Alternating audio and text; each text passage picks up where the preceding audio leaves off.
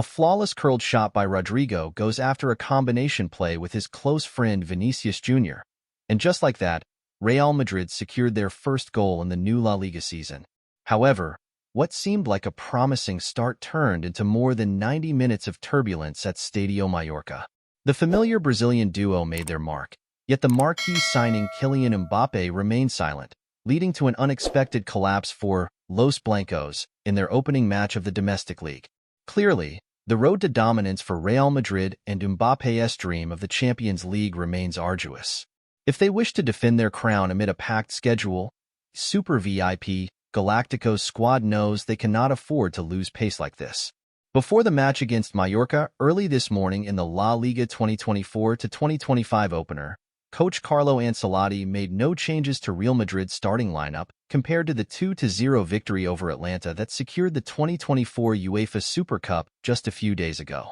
The Italian strategist opted once again for the 4-3-3 tactical formation.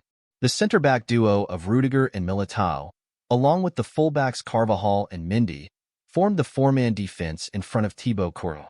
Aurelien Tchouameni remained the quality anchor, serving as a launch pad for Jude Bellingham and the heir to the number 8 legacy, Federico Valverde, to freely create in the midfield.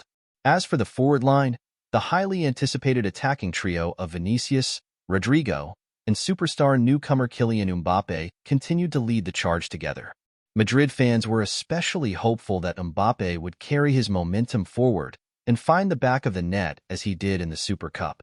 With the Galacticos 3.0 squad boasting such high quality, Real Madrid was undoubtedly rated far superior to Mallorca.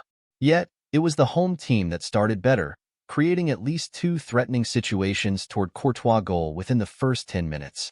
The Belgian goalkeeper himself had to step in once to save Los Blancos' goal. However, that was just a slight misstep in the early stages. Soon after, the men in white reasserted their status as the reigning kings of Spain.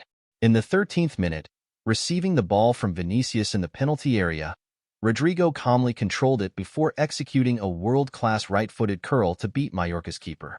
Once the deadlock was broken, Los Blancos immediately brought the game under their desired control.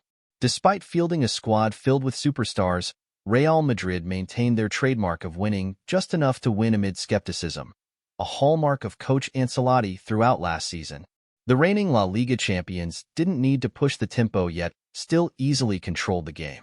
However, on a day that wasn't particularly fortunate, Real's attackers couldn't find a second goal in the first half. Rudiger's daring long-range shot missed the post, and Mbappé sliced a close-range effort wide after a low cross from Vinicius on the left. The first half ended with just 1 goal for the visitors, and Kylian Mbappé still hadn't opened his account in La Liga. And then, similar to the first half, Mallorca's players took the initiative, gaining the upper hand as soon as the second half resumed.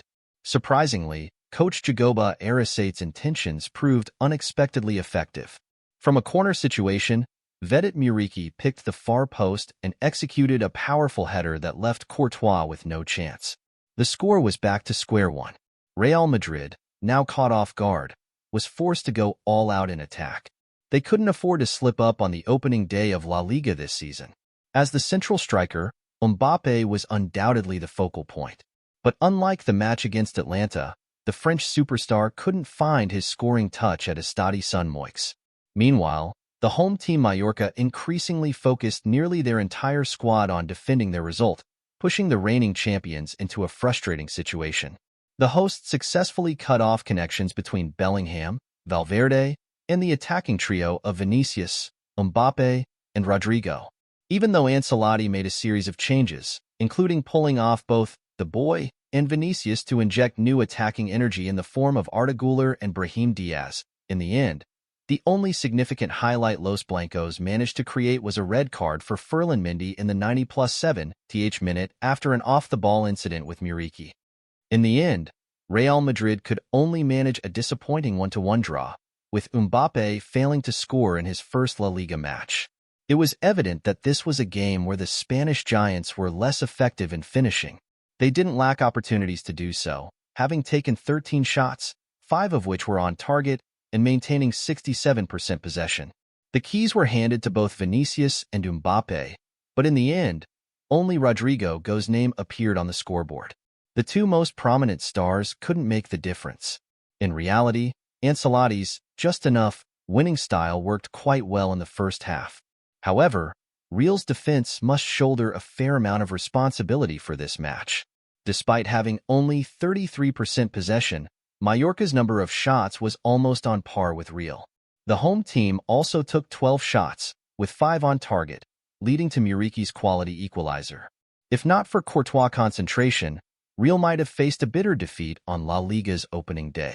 With only Antonio Rudiger scoring above 7, according to SofaScore's ratings among the back four, along with Mendy's extra red card, it's clear that Real's defense left much to be desired in this match.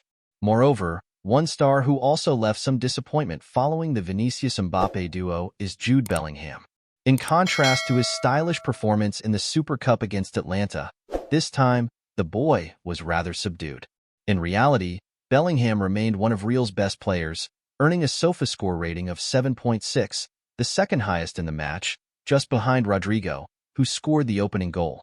The former Dortmund star completed 62 of his 71 passes, achieving an 87% success rate, touched the ball 87 times in 88 minutes on the field, and made 2 key passes.